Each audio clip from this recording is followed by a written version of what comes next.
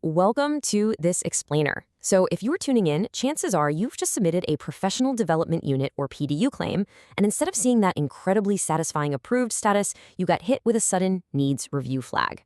I totally know that exact feeling. Your stomach drops, the anxiety kicks in, and you instantly start thinking, wait, did I do something wrong?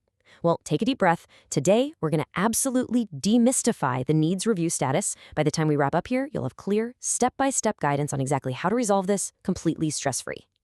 Okay, let's dive right into this. The most pressing question on your mind is undoubtedly, why is my PDU claim under review? And honestly, it is completely natural to feel a spike of panic when your hard work suddenly hits a roadblock. It feels personal, right? But I want to completely shift your perspective on what this flag actually means. Seriously, let out a massive sigh of relief right now. You can put away the paper bag. There's absolutely no need to hyperventilate. This is an entirely random process. It's not a punishment, it's not a sign you made a mistake, and it certainly doesn't invalidate your hard-earned hours. It's really just a random, automated system check designed to maintain the integrity of the whole continuing education process. To really drive this point home, let's look at this direct quote straight from our source material. Anyone's PDU claim can go to needs review. Literally anyone's. You are not being singled out here. Whether it's your very first claim ever or your 50th, the system is just designed to randomly select a certain number of entries for a closer look. It's a completely normal, standard occurrence in the life cycle of maintaining your professional credentials. So let's look at what's actually happening under the hood here. The needs review status is defined simply as a randomized process requiring you to provide proof of the reported activity. That's really it. The system just paused your claim and is essentially raising a virtual hand to say, hey, before we finalize this, can you just show us the documentation for this specific activity? It's a standard verification step. Nothing more, nothing less. All right, now that we've cleared up the why, let's move directly into the action. You know it's a random check, and you know they need proof, but what exactly is your required action to get this approved? Let's look at the concrete solution. The solution boils down to just two super straightforward steps. Step 1, obtain your course completion certificate for the specific activity you reported. And Step 2, upload that document directly to the flagged claim ID. That is literally it. No long explanatory letters, no complex hoops to jump through. Just match the certificate to the ID and upload it. When the system formally tells you to provide proof of that activity, I know it can sound a little intimidating.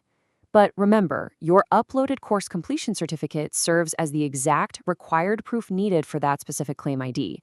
That single piece of documentation is the key that unlocks the needs review status.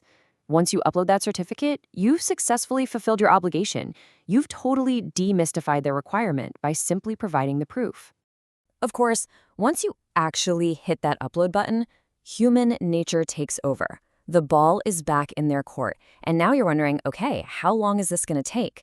Fortunately, the guidelines set a very firm timeline expectation, which takes all that frustrating guesswork out of the waiting game.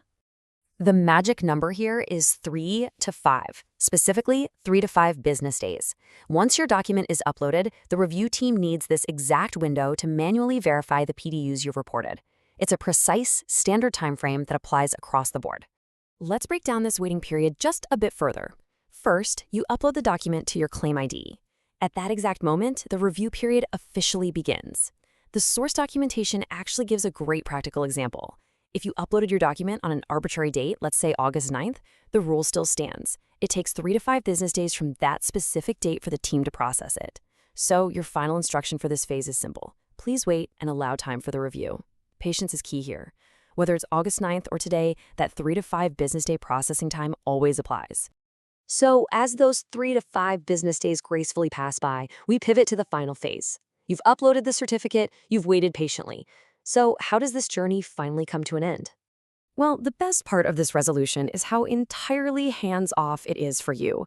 You will simply receive an update via email. You don't need to constantly log back into the portal and mash the refresh button. You don't need to call a support line. The final update will arrive quietly and directly right into your inbox.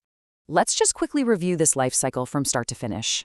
At point A, your claim is randomly flagged for needs review, triggering that initial panic we talked about. At point B, you upload your completion certificate. Down at point C, you wait the standard 3 to 5 business days. And finally, at point D, you receive your email update. When it's mapped out like this, it really reinforces just how manageable this whole process actually is. So, are you ready to upload your certificate and clear your claim? You now know this is just a standard system check and you know exactly how to resolve it.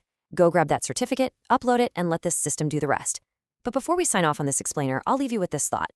Administrative checks like this exist to protect the value of your certification. So ask yourself, are you just checking boxes to hit your quota, or are you using your professional development hours to truly push the boundaries of your career? Thanks for tuning in and keep learning.